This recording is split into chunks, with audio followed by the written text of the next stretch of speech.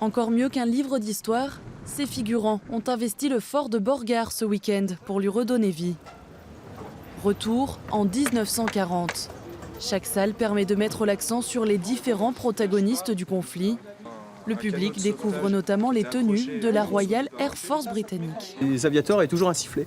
Parce qu'une fois qu'on était dans l'eau, plutôt que d'appeler au secours, parce que des fois la voix porte pas, en revanche les gars ils sifflaient dedans pour attirer un bateau. Mieux qu'un musée ou qu'une exposition classique, les intervenants sont là pour participer de façon originale au devoir de mémoire. Les gens ils préfèrent voir quelqu'un qui porte une tenue qu'un mannequin derrière une vitrine, parce qu'on ne peut pas discuter avec un mannequin, tandis que là, même la tenue que je porte, ça a appartenu à un aviateur anglais qui a une histoire que je peux retransmettre. Voilà, donc c'est très vivant, et puis c'est l'interaction avec le public qui est géniale, quoi. Et le public est au rendez-vous. Près de 300 personnes étaient là dès le premier jour.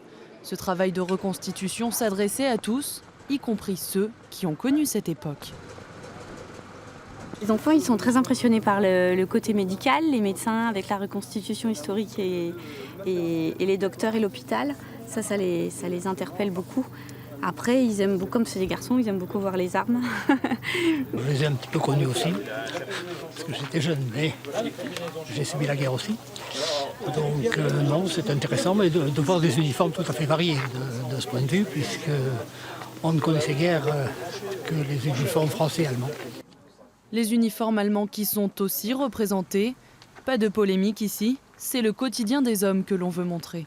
C'était pas tous des nazis, c'était des hommes, des pères, des fils. Et à cette époque-là, on n'y était pas, mais c'était le contexte. Ce rassemblement, c'est aussi un grand temps fort entre passionnés de reconstitution historique. Il prévoit un nouveau rendez-vous à Auxonne en septembre prochain.